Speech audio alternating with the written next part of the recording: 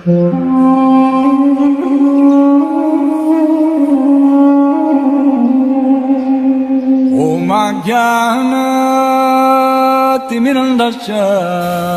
I am stressing. कि भगवान के भक्त तो इतने सहिष्णु होते, इतने सहनशील होते, उनको कोई अपमानित भी करे कोई फर्क नहीं पड़ता। प्रैक्टिकली हमने देखा, ठगे जाने पर भी कोई फर्क नहीं पड़ता हमें, शाप देते जाए कोई, विचलित किए बिना विचलित हुए, कभी विचलित ही नहीं होते, जो मर्जी उनके साथ व्यवहार कर लो, उनकी उपेक्षा कर लो, इग्नोर कर लो चाहे उनको, और जान से मारे जाने पर फिर भी वो कभी बदला लेने की बात नहीं सोचते। ये लक्षण है एक भगवान के भक्त के। अगर कोई ये बातें को कर रहा है तो आप पहचान सकते हो कि ये भक्त नहीं, ये ढोंगी है। भक्त कभी किसी का बुरा नहीं चाहेंगे, भक्त कभी किसी से बदला लेने की भावना नहीं रखेंगे।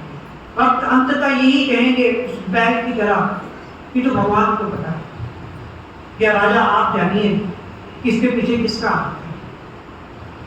तो ऋषि शमीक ये भी जानते थे कि भगवान उस व्यक्ति को क्षमा नहीं करते जो उनके भक्तों के चरणों पर अपराध करता है। पता है कि जो भगवान के भक्तों के चरणों के प्रति अपराध करते, भगवान कभी क्षमा नहीं करते जब तक वो भक्त खुद उसको क्षमा ना करे। भगवान इतना ही आदेश दे सकते हैं उस व्यक्ति को, भाई तुमने मेरे भक्त के प्रति, उसके चरणों के प्रति अपराध किया, जाओ मेरे भक्त की शरण ग्रहण करो। अगर मेरा भक्त तुम्हें अपनी शरणागति दे देगा तो मैं भी तुम्हें क्षमा कर दूंगा। उन्होंने मन में सोचा कि यदि महाराज परीक्षित बदले में श्राप दे दे तो बालक को बचाया जा सकता है। अब उन्होंने ये सोचा कि मेरे बेटे का एक ही तरह से बचाव है कि मेरे बेटे ने जो गलती की, श्राप दिया, अब महाराज परीक्षित ने उसको श्राप दे दे, फिर वो सही नहीं आएगा, तभी मेरा बेटा बच सकता। उसने इतना बड़ा अपराध किया। कितनी सुंदर बात है ये। तो उन्होंने सोचा कि अगर महाराज परीक्षित मेरे बेटे को श्राप दे देंगे तभी मेरा बेटा बचेगा। भगवान माफ करने वाले नहीं है, उसने इतना बड़ा पाप किया, भगवान के भक्तों के चरणों में अपराध किया, भगवान कभी क्षमा नहीं करते। और उन्होंने कहा कि काश महाराज परीक्षित मेरे बेटे को श्राप दे, तभी मेरा बेटा इस पाप कर्म से बच सकता है।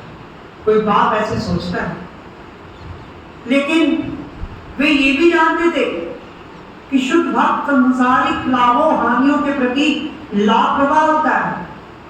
उन्हें ये भी पता था कि जो शुद्ध भक्त है महाराज परीक्षित की तरह, उन्हें ये भौतिक जो श्राप मिला है, उन्हें उनकी तन की परवाह नहीं है, ना उन्हें कोई लाभ से मतलब है, ना कोई हानि से मतलब है। ये सब कुछ मटीरियलिस्टिक है, भौतिक है, जीवन भौतिक है, शरीर भौतिक है। तो उन्हें पता था कि महाराज परीक्षित को कोई फर्क नहीं पड़ा चाहे मेरे बेटे ने उनको श्राप दिया। अतः भक्तगण कभी भी निधि अपयश, तो भक्तगणों का कोई अपयश फल आता है, उनको कोई बदनाम करता है, या उनको कोई शाप देता है, या उनकी कोई अपेक्षा करता है, इसके लिए भक्तजन कभी बदला नहीं लेते। कभी भी उस सामने वाले का नुकसान करने की वो कभी भी इच्छा नहीं रखते। जहां तक कि ऐसी बातों का संबंध है, भक्तगण निजी मामलों में उनकी परवाह नहीं करते। अगर ऐसी बातें कभी होती है, उनका अपयश फैल रहा है, उनको कोई निजी शाप दिया जा रहा है, तो वे इसको तो बहुत लाइटली लेते हैं, इसको बहुत लाइटली लेते हैं। आपने एक सुनी थी ना बले प्रभु के मुख से छोटी सी स्टोरी। एक सेनापति था, क्या नाम था उसका? सेनापति युद्ध चल रहा था किसी राजा के साथ, तो राजा जो था वो सेनापति के काबू आ गया। तो सेनापति उस राजा को मारने ही वाला था, तो उस राजा ने सेनापति को गाल निकाल दी।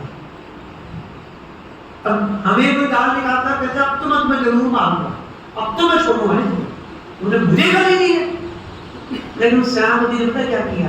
अपनी तलवार मैदान के अंदर डाली कहते आपने भाई सुना, अब इसने मुझे निधि गाली दी है, निधि नुकसान के लिए मैं इसकी हत्या की। ये क्वालिटी है, ये श्रवण करके पता चलती है। अदरवाइज हम सारा जीवन भ्रमित रहते हैं, छोटी छोटी बात पे हम लोग भक्ति छोड़ देते हैं।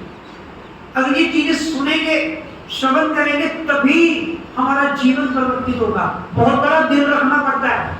अगर भक्त बनना है, समुद्र की तरह विशाल होना पड़ेगा। समुद्र की लिख दिया उस बालक ने कि ये समुद्र चोर है, कि मेरी जूता उठा के पानी में चलेगी, लहर आई। पत्नी ने लिख दिया ये समुद्र कातिल है, उसने समुद्र की लहरों के नीचे जमीन पे रेता पे लिख दिया कि इससे मेरे पति को बहा के ले गया, समुद्र कातिल है।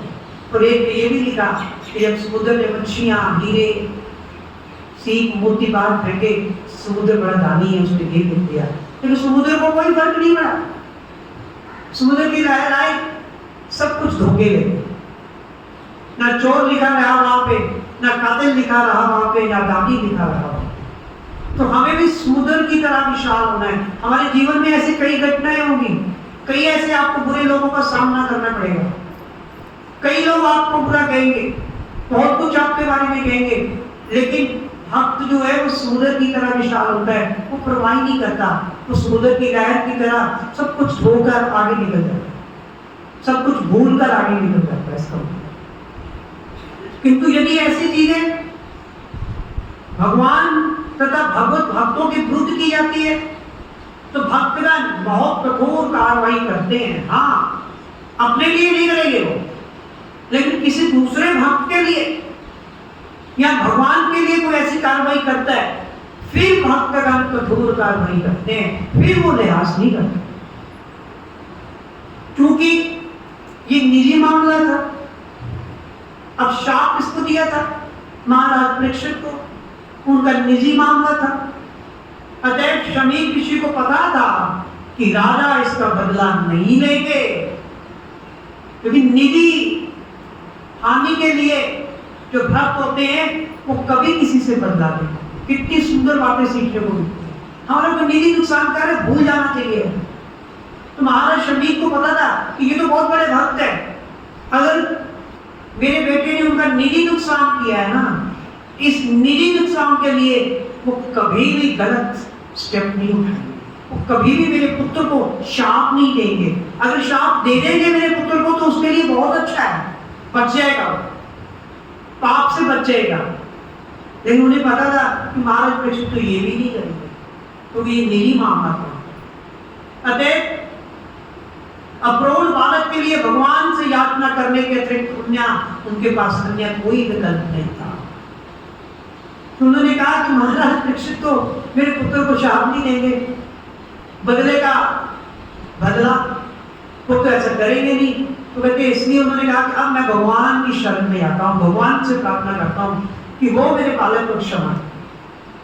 ऐसा नहीं है कि केवल ब्राह्मण ही अपने अधीनों को शाप देने या आशीर्वाद देने में सक्षम होते। भगवत भक्त चाहे वह ब्राह्मण है चाहे ब्राह्मण नहीं भी है, तो भी ब्राह्मण से अधिक शक्तिशाली होता है। कहते ये नहीं है कि ये श्राप देने की या आशीर्वाद देने की पावर केवल ब्राह्मणों के पास है। भगवान का जो भक्त है ब्राह्मणों से भी कई गुना ज्यादा शक्तिशाली होता है, क्योंकि उसने तो ब्रह्म को जाना है सही में, उसपे तो ब्रह्म की क्वालिटीज है, उसपे ही तो असली ब्राह्मणत्व है। तो कहते हैं उसमें ब्राह्मणों से भी ज्यादा श्राप देने की, आशीर्वाद देने की शक्ति है। लेकिन शक्तिशाली भक्त कभी अपने लाभ के लिए अपनी शक्ति का दुरुपयोग नहीं करता। ये जो शक्तिशाली भक्त है वो अपनी शक्ति का अपने निजी लाभ के लिए कभी भी दुरुपयोग नहीं करता। भक्त की जितनी भी शक्ति होती है, जितनी भी उसमें एनर्जी और पावर होती है, जितना भी उसके पास ज्ञान होता है, ज्ञान शक्ति होती है, वह भगवान और उसके भक्तों की सेवा में ही लगाता है। भक्त कहता है कि मैंने अपनी एनर्जी, अपना समय इसके लिए लगाना, ये तो मूर्ख है। अपना समय, अपनी एनर्जी क्यों ना भगवान और भगवान के भक्तों की सेवा में, तो ये एक भक्त के लक्षण है। तो आप पहचान सकते हो कि सामने वाला व्यक्ति भक्त है या नहीं, तो ये सुन के पता चलता है। हरे कृष्ण।